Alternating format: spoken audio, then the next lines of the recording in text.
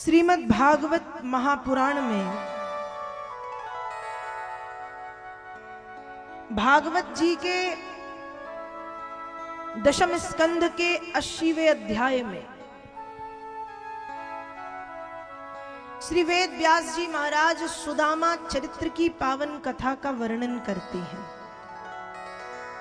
सुदामा चरित्र का वर्णन करते हैं और लिखते हैं, कृष्णस्यासीत शखा कश्चित् ब्राह्मणो ब्रह्मवित्तमा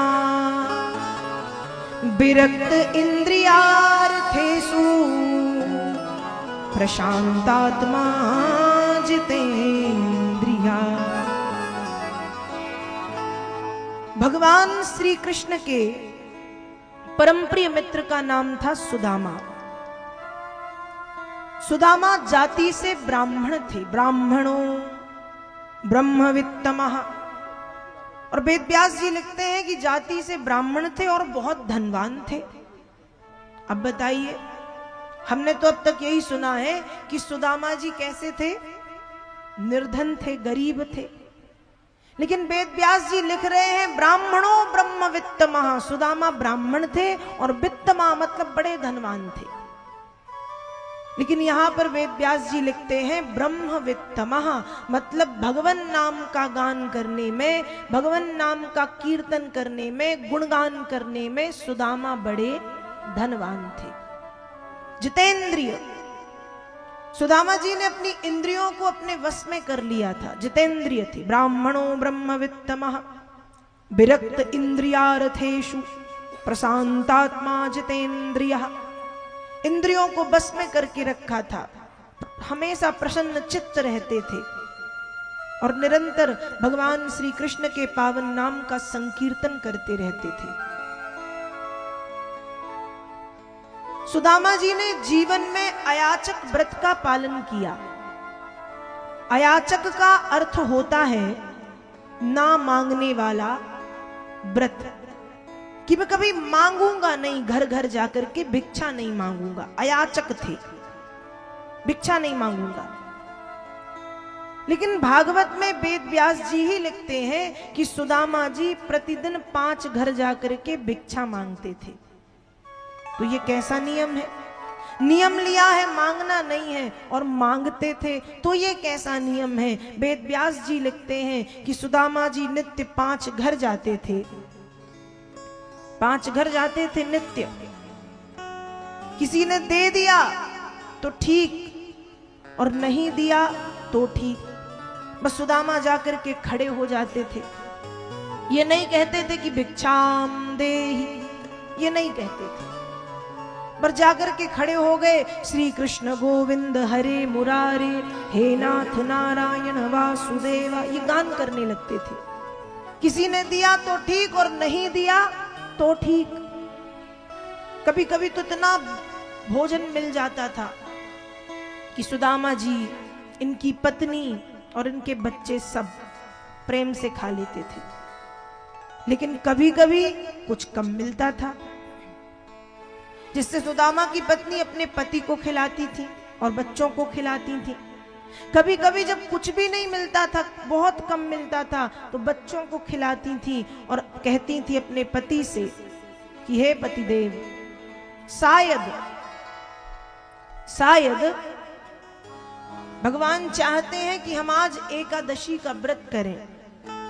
धन्य है सुदामा की पत्नी सुशीला, कहती हैं कि लोगों को तो महीने में 2 एकादशी मिलती हैं, शुक्ल पक्ष की और कृष्ण पक्ष की।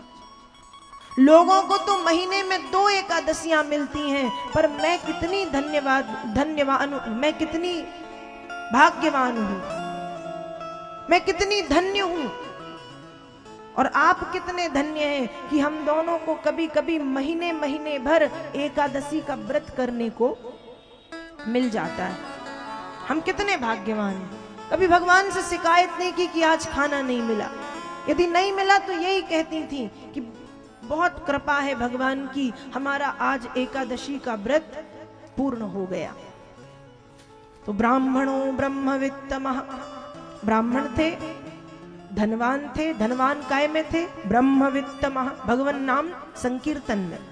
जितेंद्रिय थे, प्रशांत चित्त थे, प्रसन्न आत्मा, प्रसन्न चित्त रहने वाले, और भिक्षा मांग करके जीवन यापन करते थे। पर अयाचक व्रत को पालन किया हुआ था, इसलिए घर घर जाके मांगते नहीं थे, बस खड़े हो जाते थे। तो कभी कभी खूब मिलता, कभी कभी कम मिलता, कभी कभी कुछ भी नहीं मिलता। एक दिन की बात है, एक दिन कुछ भी नहीं मिला।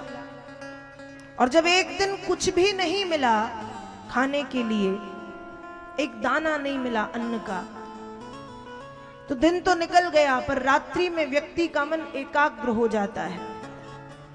सुदामा जी के जो बच्चे हैं वो जोर जोर से रोते हैं, मां भूख लगी है भोजन दो, मां भूख लगी है भोजन दो। और कठोर से कठोर हृदय वाली मां भी जब अपने बच्चों को रोते हुए देखती है तो मां का हृदय पिघल जाता है, मां का हृदय पिघल जाता है।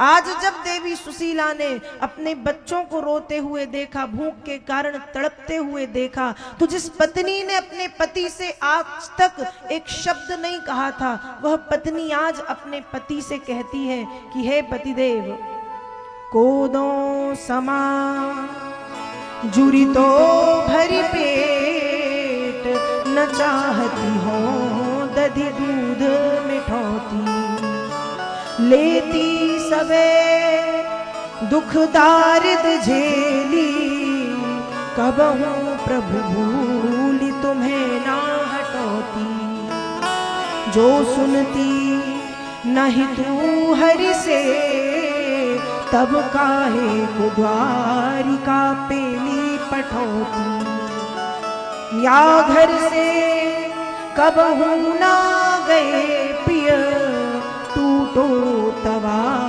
अरु फूटी कठोर।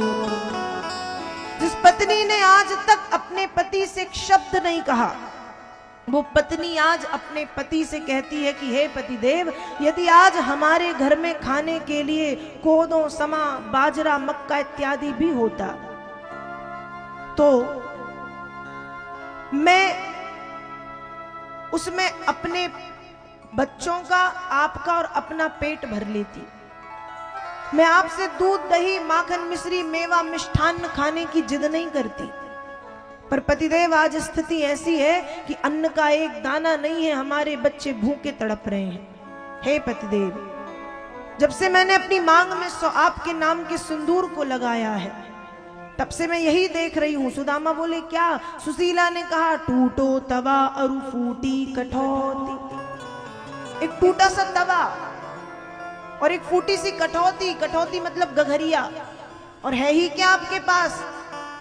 कुछ भी नहीं। क्या है आपके पास? और कुछ नहीं। पहले जब सुदामा ने ये बात सुनी तो थोड़ा सा क्रोध आया, लेकिन जब सुशीला की बात सुनी कि सुशीला कह रही है यदि थोड़ा सा भी कुछ होता तो मैं सबका पेट भरती, आपको भीख मांगने के लिए नहीं भेजती, नहीं जाने देती। इसलिए सुशीला कहती है, इसलिए सुदामा कहते हैं कि अरे देवी, तुम तो कुछ नहीं जानती। सुशीला ने कहा मैं सब जानती हूं। सुदामा ने कहा नहीं, तुम कुछ नहीं जानती। सुशीला ने कहा मैं सब जानती हूं। सुदामा ने कहा तो बताओ, क्या तुम ये जानती हो कि द्वारिकाधीश कृष्ण मेरे मित्र हैं? क्या तुम ये जानती हो?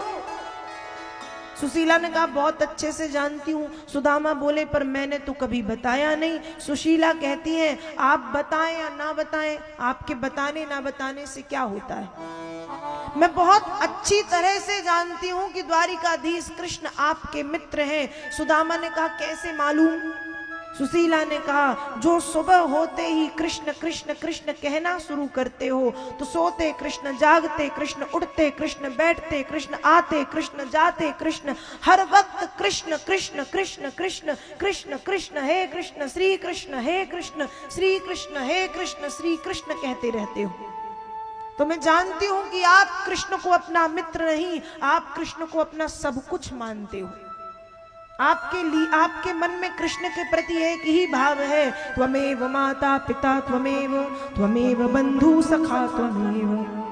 कृष्ण आपके माता पिता हैं, कृष्ण आपकी विद्या है, कृष्ण आपके धन है, कृष्ण आपके गुरु हैं, कृष्ण आपका सब कुछ है। इसलिए आप दिन रात कृष्ण कृष्ण कृष्ण कहते हो। और रही उनकी बात, तो बे ठहरे द्वारिकाधीश, वे हम जैसे दरिद्रियों को जानते भी नहीं होंगे कि सुदामा नाम का कोई दरिद्र ब्राह्मण भी इस दुनिया में है।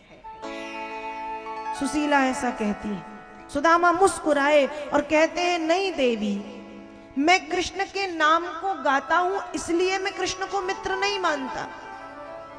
कृष्ण सचमुच मेरे मित्र हैं। सुशीला ने कहा, कब से हैं? सुदामा ने कहा कि जब हम बाल्यकाल में शांदीपन गुरुजी के आश्रम में रहकर के शिक्षा ग्रहण करते थे, तब से कृष्ण मेरे मित्र हैं। बचपन से बाल सखा सहपाठी थे कृष्ण मेरे। हम एक साथ खेलते थे, एक साथ भोजन करते थे, एक साथ विश्राम करते थे, एक साथ गुरु सेवा करते थे, एक साथ अध्ययन करते थे। तो कृष्ण सचमुच मेरे मित्र हैं, कृष्ण सचमुच मेरे बाल सखा हैं। और जिस दिन से देवी सुशीला ने सुना है कि कृष्ण सुदामा के मित्र हैं, उस दिन से देवी सुशीला की एक ही रट है, एक ही हठ है, एक ही जिद है, द्वारिका जाहू जी, द्वारिका जाहू जी, आठव्याम यही हट ठानी, जात ही दई है लदाए लदा, भरी है लिए तू यही जिय जानी, आवे कहाँ से अटारी अटा, जिनको है लिखी विधि टूटी सी छानी, जाके ललाट दरिद्र लिखो, कहू को तेहि मैट सके गो अमान। सुबह से शाम तक, शाम से सुबह तक सुशीला की एक ही जिद है कि आप द्वारिका जाओ, आप द्वारिका जाओ। सुदामा कहते हैं, मैं जानता हूं तुम मुझे द्वारिका इसलिए भेज रही हो, जिससे जब कृष्ण मेरी इस स्थिति को देखेंगे, जब कृष्ण मेरे इन फटे चिथे वस्त्रों को देखेंगे, जब कृष्ण मेरे इन शरीर की निकली हुई हड्डियों को देखेंगे, तो कृष्ण मुझे धन देंगे।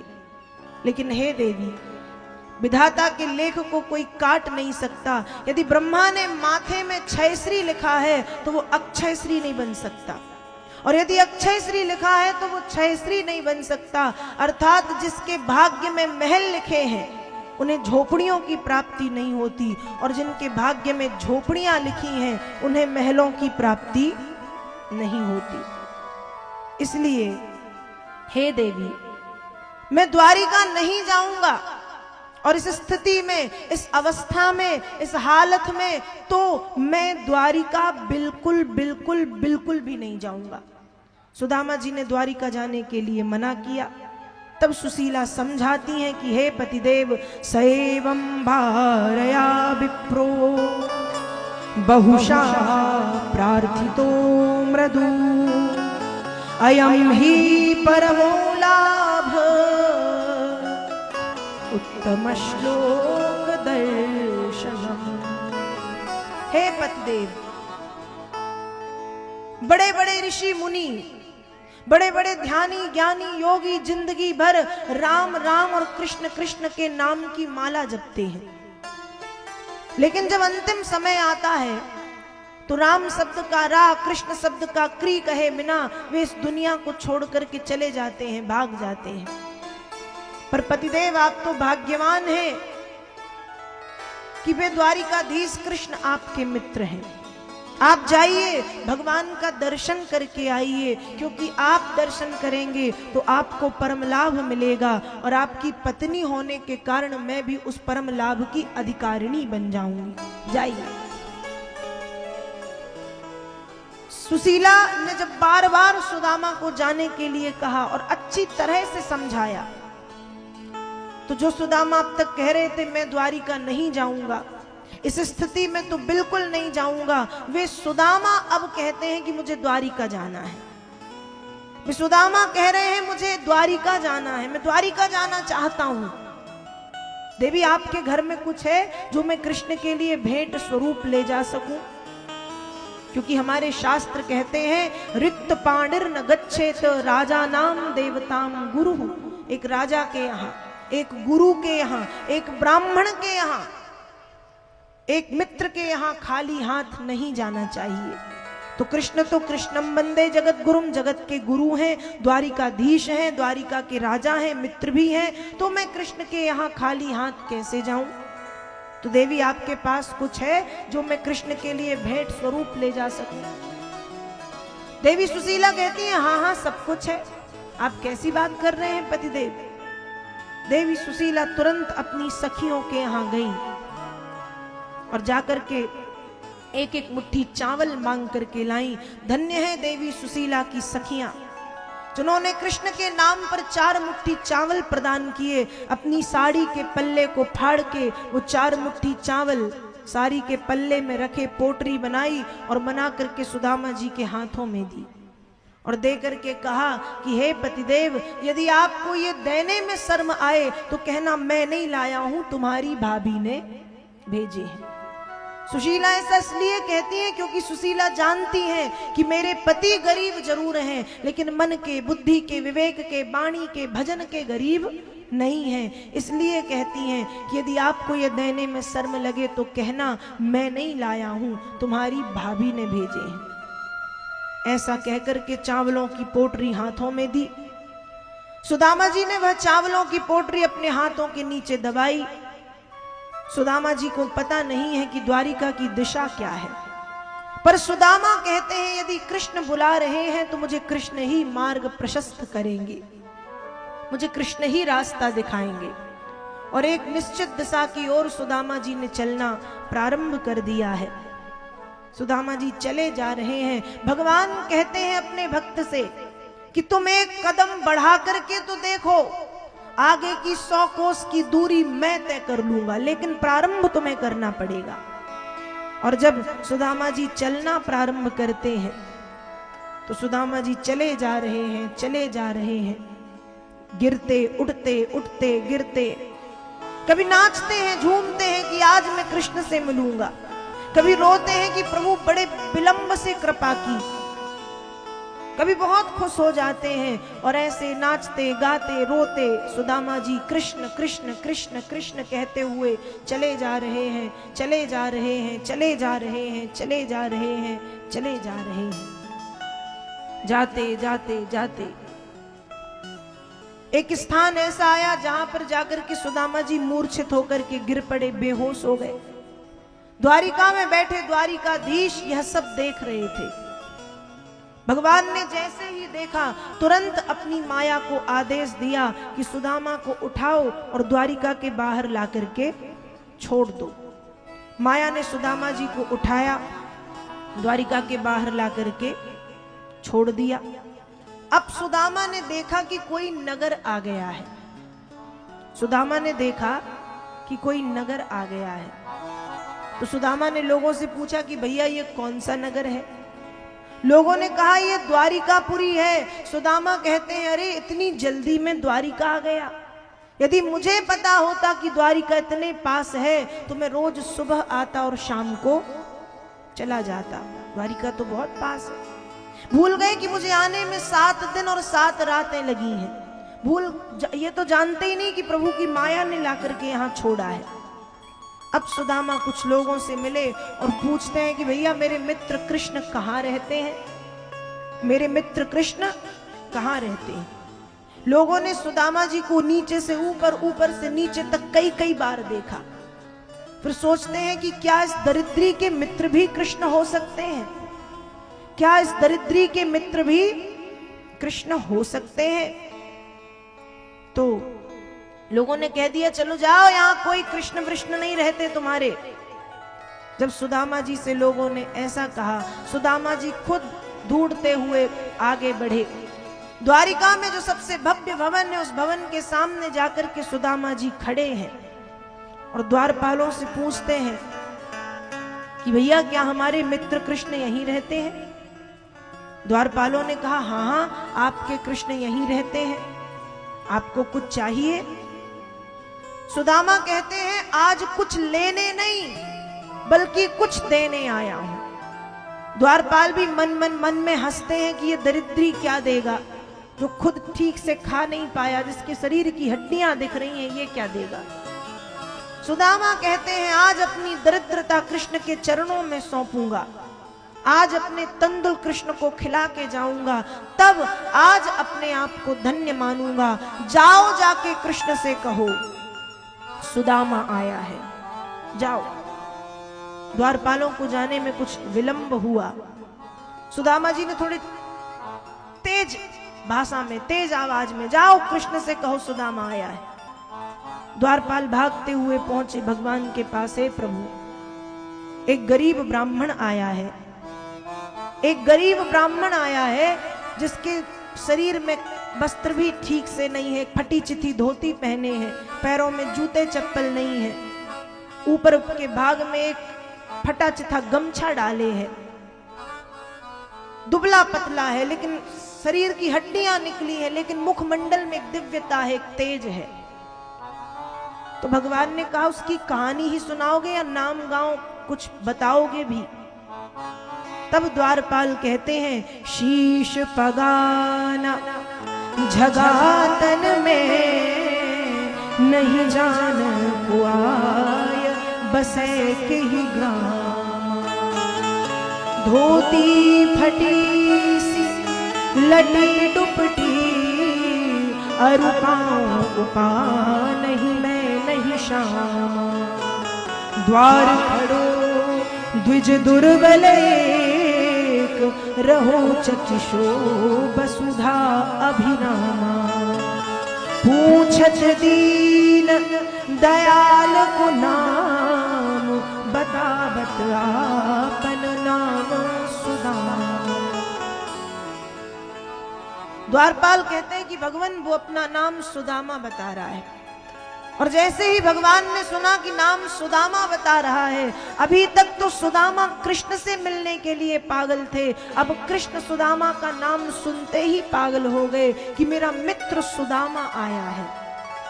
यहाँ बाहर खड़े हुए सुदामा इंतजार कर रहे हैं और सोच रहे हैं कि हो सकता है कृष्ण मुझे भूल गए हो, क्योंकि मेरे जैसे तो कई कृष्ण के पास प्रतिदिन आते हैं। तो सुदामा कहते हैं कि हे भगवान, एक बार बाहर तक आ जाओ, मुझे देखना मत, मेरी ओर देख के हंसना मत, मुझसे बातें मत करना, बस एक बार आ जाओ और दूर से अब दर्शन दे करके आप चले जाना, मैं आपको देख करके लौट जाऊंगा। और मानो सुदामा बाहर खड़े इंतजार कर रहे हैं और कह रहे हैं तेरे द्वारे आया तेरा ही सहारा है, तेरे द्वारे आया तेरा ही सहारा है। मझधार में नैया मिलता ना किनारा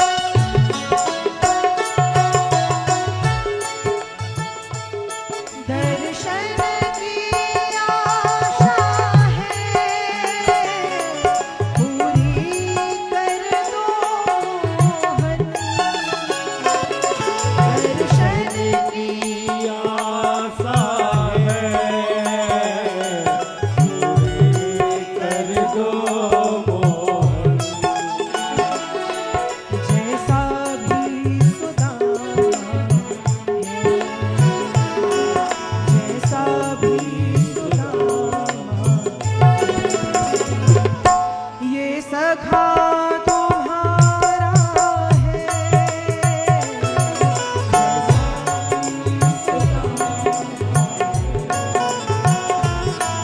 ये सखा तुम्हारा है, तेरे द्वारे आया, तेरा ही सहारा है, तेरे द्वारे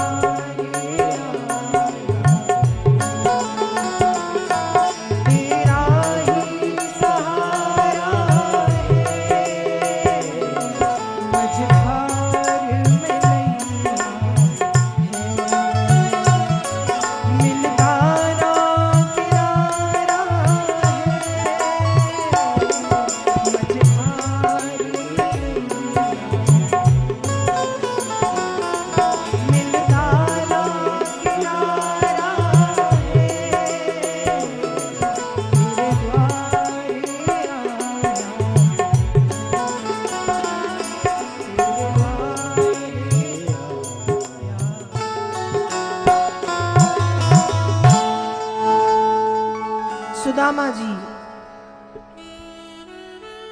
द्वारिका के भवन के, जो भगवान का भवन है, भवन के बाहर खड़े होकर के इंतजार कर रहे हैं कि हे कृष्ण एक बार आ जाओ, मत देखना मेरी ओर, मुझे देख के हंसना भी मत, बस एक बार द्वारिका के छत पर आकर के खड़े हो जाओ, मैं दूर से देखूंगा और देख करके चला जाऊंगा, पर एक बार कृष्ण आ जाओ। सुदामा बुला रहे हैं और भगवान तो वैसे ही भागते हुए चले आ रहे हैं कि सुदामा आया है, सुदामा आया है। जैसे ही भगवान ने सुना कि सुदामा आया है, उठ करके सिंहासन से खड़े हो गए। सिंहासन से उठ करके खड़े हुए, अपनी 16,108 पटरानियों के बीच में से जब भागना शुरू किया तो कहीं मुकुट गिर गया, कहीं पादुकाएं छूट गईं, कहीं पीतांबर गिर गया। भागते हुए भगवान चले जा रहे हैं, दास दासियों से टकराते हुए, महल के खंभों से टकराते हुए, गिरते उठते हुए कृष्ण सुदामा सुदामा सुदामा कह करके चले जा रहे हैं। और जब सुदामा जी यहां इंतजार कर रहे हैं तो द्वारिका के लोग देख करके हंस रहे हैं कि अभी बड़ा कह रहा था कि कृष्ण मेरे मित्र हैं, देखो इतना समय हो गया अब तक कृष्ण आए ही नहीं, पागल है ये। पर सुदामा को दुनिया की बातों का कोई असर नहीं है। सुदामा तो इतना कह रहे हैं कि लोगों को कहने दो, उनका काम ही कहना है, पर प्रभु एक बार आकर के दर्शन दे जाओ, बोलना मत, दूर से देख देख के मैं चला जाऊंगा। भगवान सुदामा सुदामा सुदामा कहते भागते हुए चले आ रहे हैं। और भागते भागते भागते भागते जब भगवान पहुंचे तो बाहर सुदामा जी खड़े नेत्रों से आंसू बहा रहे हैं। भगवान आए, सुदामा जी को जैसे ही देखा दोनों हाथ फैलाए और दोनों बाहें फैला करके सुदामा जी को बाहों में भर लिया, गले से लगा लिया। और भगवान ने और सुदामा ने दोनों ने रुदन करना प्रारंभ किया। कृष्ण सुदामा दोनों सिसकियां ले ले करके रो रहे हैं, रुदन कर रहे हैं, विलाप कर रहे हैं, अश्रु बहा रहे हैं। दोनों, कृष्ण भी और सुदामा भी रोए जा रहे हैं। भगवान ने जब सुदामा जी की स्थिति देखी तो भगवान कहते हैं, ऐसे बेहाल बिमाइन सो पग कंटक जाल लगे पुनि जोए, हाय महादुख पायो सखा तुम आए इते न किते दिन कोई, देखी सुदामा की दीन दशा करुणा करके करुणा निधि रोए, पानी परात को हाथ छुओ नहीं, नैनन के जल से पग धो। भगवान भी रो रहे हैं और सुदामा भी रो रहे हैं। भगवान ने सुदामा जी को अपनी बाहों में भर लिया और भगवान कहते हैं, मित्र तेरी स्थिति तो ऐसी थी कि मुझे तुमसे मिलने आना चाहिए, पर तुमने जिद की थी कि मैं कृष्ण से नहीं मिलूंगा, इसलिए मैंने भी जिद की थी कि मैं सुदामा से नहीं मिलूंगा। पर मित्र, आज लग रहा है कि मेरी वह जो जिद थी वो गलत थी, मुझे आना चाहिए था।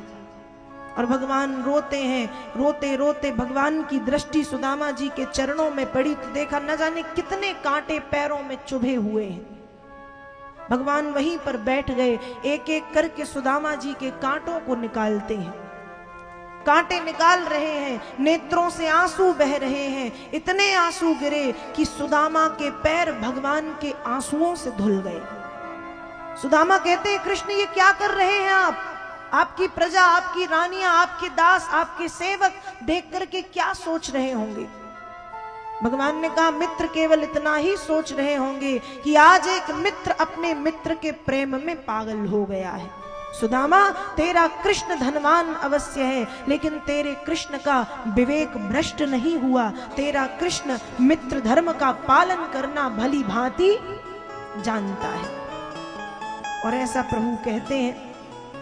आज कृष्ण सुदामा के मिलन को देख करके करुणा स्वयं आश्चर्य में है कि मेरा स्वरूप कृष्ण में है या मेरा स्वरूप सुदामा में है। कृष्ण सुदामा दोनों रुदन कर रहे हैं, आंसू बहा रहे हैं, रो रहे हैं, विलाप कर रहे हैं, करुण क्रंदन कर रहे हैं, भगवान भी और सुदामा भी। फिर अपने दोनों हाथों से उठा करके सुदामा जी को खड़ा किया और भगवान ले गए।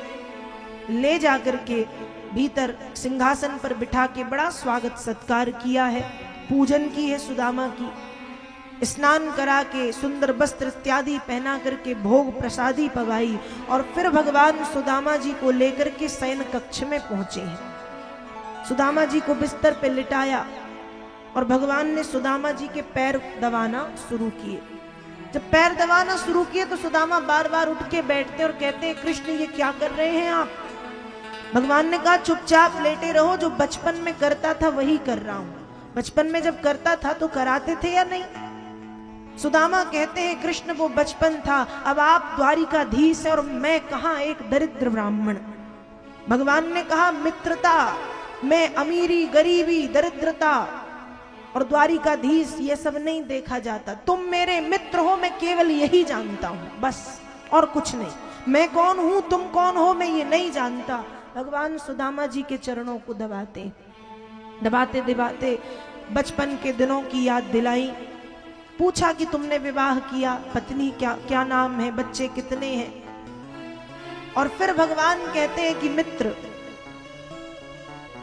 तुम एक ब्राह्मण हो, इतना तो जानते होगे कि मित्र के यहां खाली हाथ नहीं आते। तो बताओ मेरे लिए क्या लाए हो? सुदामा जी ने कहा, मैं कुछ नहीं लाया, मुझे ये सब नहीं पता कि लेके भी आना चाहिए। भगवान ने कहा, ठीक है तुम्हें नहीं पता, लेकिन मेरी भाभी तो ब्राह्मण पत्नी है और बुद्धिमती है, उन्होंने नहीं भेजा मेरे लिए कुछ? सुदामा जी ने कहा, नहीं नहीं कुछ नहीं भेजा। भगवान सोच रहे हैं कि बचपन में बोले गए एक झूठ के कारण आज तुम्हारी यह स्थिति है, फिर से झूठ मत बोलना सुदामा, बताओ क्या लाए हो? सुदामा जी ने कहा, कुछ नहीं लाया। भगवान ने कहा, खड़े हो जाओ। सुदामा खड़े हुए, हाथ ऊपर करो। एक हाथ ऊपर है, एक हाथ नीचे है। भगवान ने कहा, दोनों हाथ ऊपर करो। सुदामा जी कहते हैं, आ रहा था, गिर गया, मार्ग में चोट लग गई, ये हाथ सीधा नहीं होगा। भगवान बोले, नहीं होगा तो करना पड़ेगा, नहीं तो भाभी कहेगी मित्र के यहाँ गए थे और चोट खा के आ गए। और भगवान ने हाथ पकड़ा और पकड़ करके खींच दिया। जैसे ही हाथ पकड़ के खींचा है, हाथ के नीचे से चावलों की पोटली गिरी और गिर करके खुल गई। और जैसे ही खुली है, एक मुट्ठी तंदुल भगवान ने उठाए और उठा करके प्रेम से खाए हैं। और खाते खाते कहा, नन्वे तदुपनीतम में परम प्रीरणम सखे तर्पयत्यंगमा विश्व मीते पृथुक तंदुला। मित्र, तेरे तंदुल तो इतने मीठे हैं कि मुझे मैया यशोदा के हाथ की खीर की याद आ गई। मैं मैया से मना करता था, नहीं खाऊंगा, और सारी खीर मैं ही खा जाता था। तो सुदामा कहते हैं प्रभु क्षमा करें, इतने ही थे। भगवान ने कहा अरे पागल, ये इतने नहीं है, इतने हैं कि तर्पयत्यंगमा विश्व, संसार के प्राणियों की भूख तो क्या प्यास भी मिट जाएगी, ये इतने अधिक और मीठे हैं।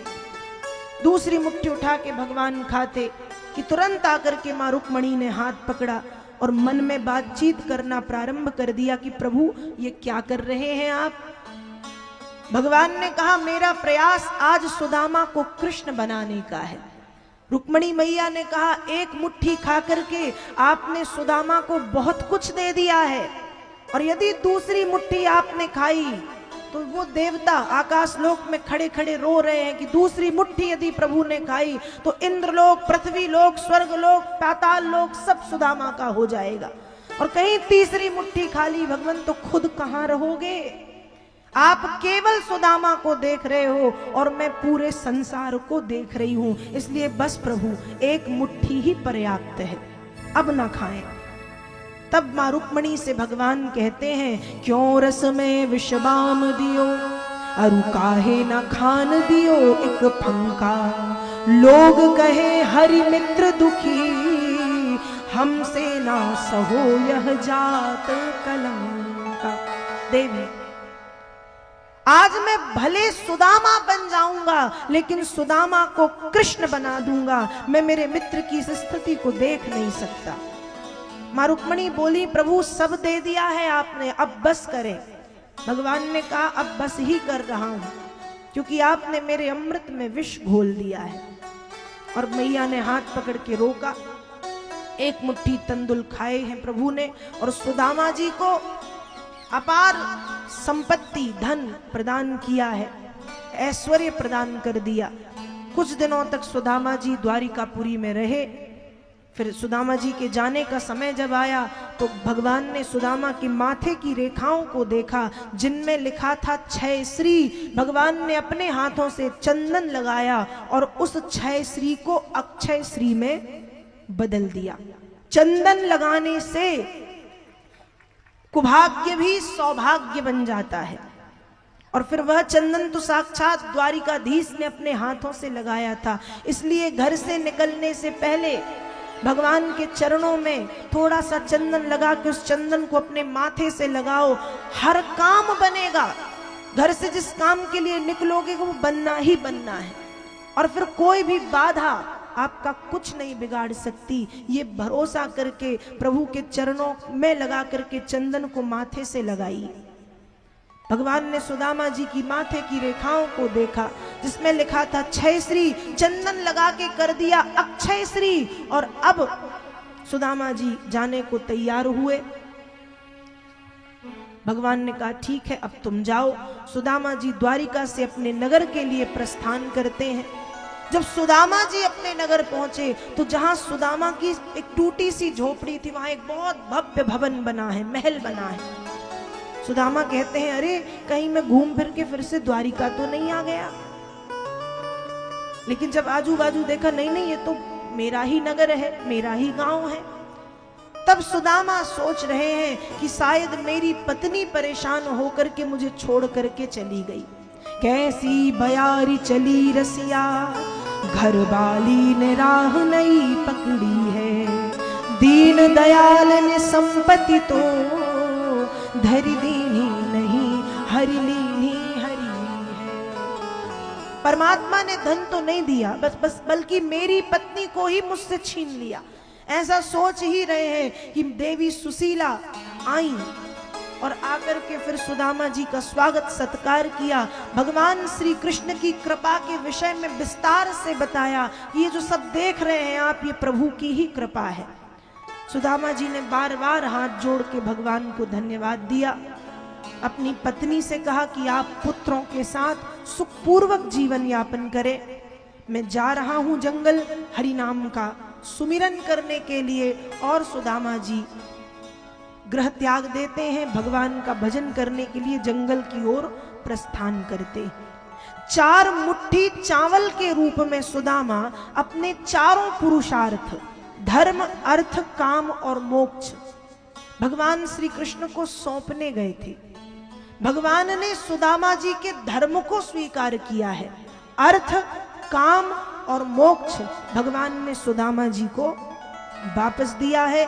इस तरह से श्रीमद् भागवत महापुराण के 10वें स्कंद के 80वें अध्याय में श्री व्यास जी महाराज सुदामा चरित्र की पावन कथा का वर्णन करते हैं और मित्र धर्म क्या है ये बताते हैं कि मित्रता किसे कहते हैं।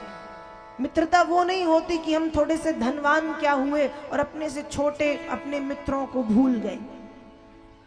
मित्रता वो है कि हम कुछ भी बन जाएं पर हम अपने मित्रों को ना भूलें, उनको त्यागें ना। जो पहले वे हमारे लिए थे अब भी वे हमारे लिए वही है। तो 10वें स्कंद के 80वें अध्याय में सुदामा चरित्र की पावन कथा का वर्णन बाबा वेद व्यास जी करते हैं।